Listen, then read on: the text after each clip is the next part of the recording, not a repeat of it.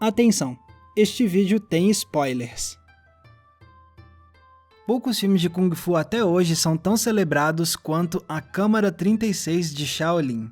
Dirigido por Qiaoliang Liu e estrelado por Gordon Liu, o longa foi um sucesso quando estreou em 1978 e, de lá pra cá, ele consolidou cada vez mais o seu lugar como uma das mais influentes obras do cinema de artes marciais. E por mais que ele tenha elementos que vimos depois em várias obras, o filme consegue parecer único e especial até hoje. Isso acontece não só graças à qualidade da produção e das lutas, mas também porque A Câmara 36 de Shaolin tem uma encenação que junta ação e filosofia para criar um encanto pelo método do Kung Fu. Em A Câmara 36 de Shaolin, conhecemos Liu, um jovem que faz parte de uma rebelião contra o governo Manchu. Mas quando o líder inimigo ataca os rebeldes, vemos Liu escapar por pouco. E é então que ele decide ir ao templo Shaolin para que ele possa aprender a lutar Kung Fu e um dia passar o conhecimento dessa arte marcial para os demais rebeldes. Só que o caminho para ele aprender Kung Fu, obviamente, vai ser muito árduo. O herói precisa passar por 35 câmaras, cada uma contendo um desafio elaborado para treinar diferentes habilidades. A partir daí, vemos Liu mudar de nome para San Te e começar seu treinamento para se tornar um mestre. Com uma sinopse dessas, o filme pode até parecer um pouco clichê para o público contemporâneo que já viu dezenas de filmes de Kung Fu em que um guerreiro precisa passar por um treinamento para ficar mais forte e poder se vingar de seus inimigos. Mas se isso parece meio batido hoje, é justamente porque muitos desses filmes que vieram depois se inspiraram no que foi feito em obras clássicas como A Câmara 36 de Shaolin. Sem contar que basta ver o longa para perceber as qualidades que fazem ele se destacar até hoje como um exemplar único dentro do gênero. Já nas primeiras cenas, somos apresentados a um universo de apelo visual intenso, com cenários grandiosos e detalhistas e figurinos de cores fortes. E é claro, o filme também é impressionante em suas cenas de ação. Dizer que as lutas são muito bem coreografadas não seria suficiente, porque toda a energia dos movimentos é ressaltada por uma montagem muito bem dosada, que sabe exatamente quando acelerar a ação com cortes e zooms e quando expandir a temporalidade de um momento crucial com planos mais longos ou com câmera lenta. Todos esses são elementos que nos prendem a atenção desde o começo do filme. Mas o que faz A Câmara 36 de Shaolin ser realmente especial é como ele nos faz sentir o encanto pelo método. Você já vai entender o que eu quero dizer com isso. Antes, é importante lembrar qual foi a lógica usada pelo diretor Qiaoliang Liu para criar o filme. Acontece que Liu era um veterano do cinema de Kung Fu, tendo trabalhado como ator e principalmente como coreógrafo de lutas em vários filmes. E em muitas dessas produções, a ação era bem pitoresca, com elementos mais exagerados. Então, quando Liu foi dirigir o seu primeiro filme, ele quis trazer um Kung Fu que fosse um pouco mais pé no chão. E além de buscar um pouco mais de realismo, o diretor também queria conectar a ação com algo que não era muito destacado por outras produções da época: os princípios filosóficos e religiosos por trás do Kung Fu. Ou seja, Liu queria valorizar a arte marcial não só como espetáculo, mas também como uma expressão intelectual. E foi por isso que Liu foi a escolha certa para dirigir A Câmara 36 de Shaolin. Porque essa é uma história que dá enorme atenção ao processo de aprendizado do Kung Fu. Então coloque uma trama assim nas mãos de Liu e o resultado final é um filme que enxerga o método do Kung Fu não como uma ferramenta, mas sim como uma grande fonte de lições e de poesia. A melhor forma de perceber isso é vendo como o filme trabalha o treinamento de San Te. Em muitos longas de Kung Fu, o que não falta são cenas de treino intenso e quase psicótico. E o mais comum é que o treinamento seja um trecho mais passageiro do filme. Costumamos ver uma montagem de vários minutos para ver o herói falhando uma e outra vez até que ele supera o desafio. E depois desse punhado de cenas, é hora de tocar a bola para frente e lidar com o conflito principal da história. Mas não é bem assim que acontece em A Câmara 36 de Shaolin. Aqui não temos um treinamento que se resume a um trecho de 10 ou 20 minutos. Em vez disso, o treinamento é o grande foco da obra, se estendendo durante 1 hora. E isso é surpreendente até hoje porque tal escolha faz com que o filme subverta algumas das nossas expectativas. Se normalmente esperamos ver filmes de Kung Fu emendarem uma cena de luta após a outra, aqui a gente não vai ver o protagonista combater alguém até chegarmos na marca de 1h20. Até esse ponto, nossa atenção é totalmente voltada ao aprendizado de San-Te. Por isso que eu digo que esse filme nos apresenta um encanto pelo método. Ao dedicar a maior porção da trama a nos mostrar calma e detalhadamente o treinamento do herói, o filme evidencia não uma obsessão pelo combate, mas sim um fascínio muito mais metodológico pela arte marcial.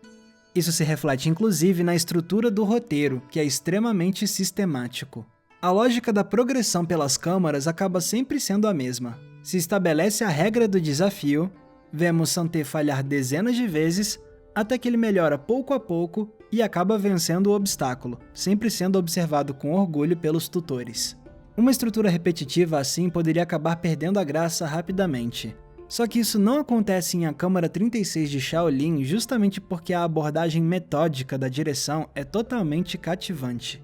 As várias repetições nos esforços vão ganhando ares hipnóticos, quase nos colocando num transe cíclico. Existe valor em cada falha e em cada recomeço. Então o filme não se contenta em meramente representar o treinamento como algo super difícil. Ele quer ir além e evidenciar como o método é admirável. O que depois só deixa a vitória do herói ainda mais prazerosa.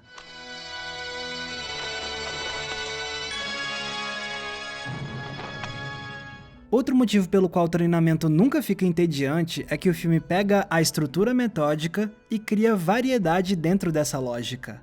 Primeiro porque cada desafio é mais criativo e peculiar do que o anterior, sempre trazendo um senso de surpresa. Em uma câmara, San-Te precisa ter leveza e rapidez para pular em troncos. Em outra, a força dos braços é treinada com baldes de água e com lâminas que não o deixam baixar a guarda. Sem contar os desafios para fortalecer os punhos, para aguçar a visão e para endurecer a cabeça, literalmente. Então o filme mostra que até mesmo dentro de uma lógica sistemática é possível criar fascinação com a dose certa de imprevisível.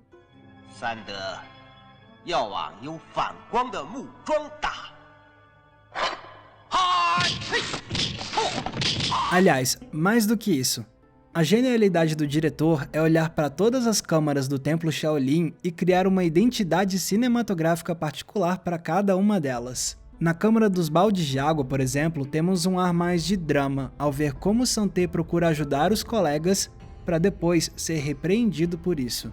Já no treino da cabeçada, o que a gente tem é uma comédia completa.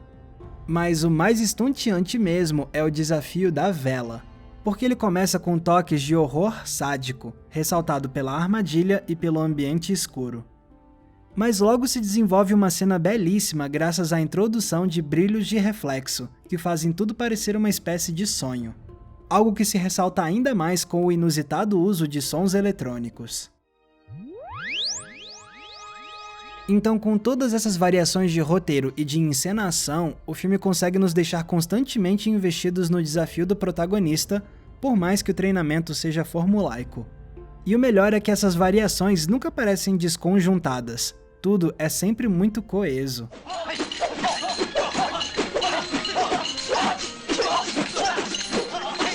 E é crucial também perceber que a Câmara 36 de Shaolin dá muito destaque também para o lado filosófico do Kung Fu. Porque o filme sempre contextualiza o aprendizado físico com um aprendizado intelectual. Esse é um longa interessado no Kung Fu como uma experiência holística, um aprendizado completo. Não é à toa que a câmara mais alta de todas é composta por monges que passam o dia todo rezando e refletindo sobre os princípios budistas.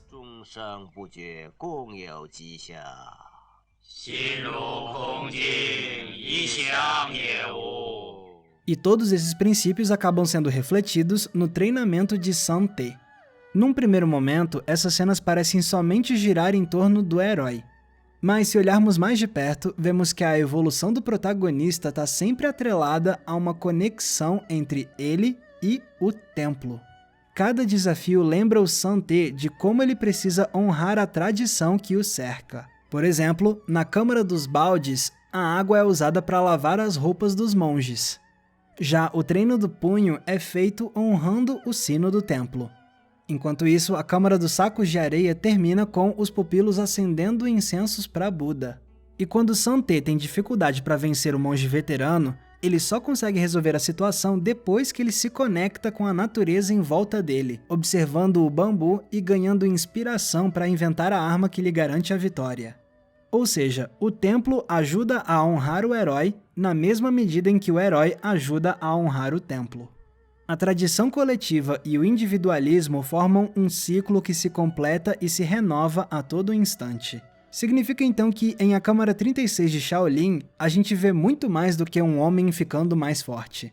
A gente vê um aprendizado integral de corpo e alma, que se faz constantemente encantador graças a essa encenação fascinada por cada passo da experiência. E até mesmo depois que o Santé vai embora do templo, vemos o filme manter a valorização do aprendizado, criando cenas em que o herói aplica as lições que aprendeu em situações do mundo real. Lembra dos brilhos de reflexo com som eletrônico no treino de visão? Pois olha esse combo aparecer de novo aqui. E quando Santé finalmente derrota o líder inimigo que oprimia seu povo, o que é que a gente vê? O herói celebrando a vitória? Nada disso. A conclusão do filme é um retorno ao templo, com Santé tendo criado uma nova câmara de nível básico, para receber novos alunos e passar adiante todo o conhecimento que ele adquiriu nos anos anteriores. É um desfecho poderoso que ressalta mais uma vez a conexão do sucesso individual com o sucesso coletivo em meio a uma tradição milenar.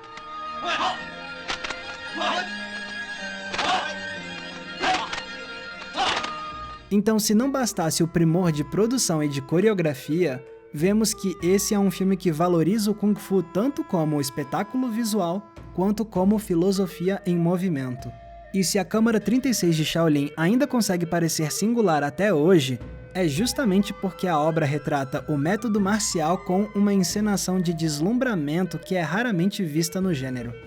Então, é mais do que merecido que esse filme mantenha o seu lugar cativo no panteão das melhores obras que o cinema de artes marciais já produziu.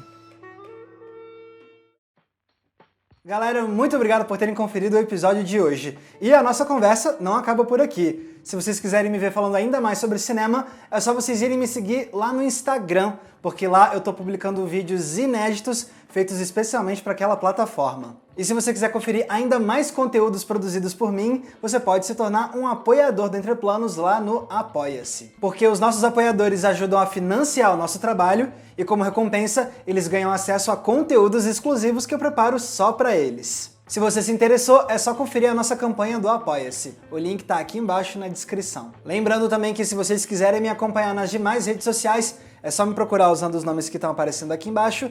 E não se esqueçam, é claro, de curtir esse vídeo e se inscrever aqui no Entre Planos para não perder nenhum dos nossos episódios. Mais uma vez, muito obrigado pela audiência, um abraço e até a próxima sessão.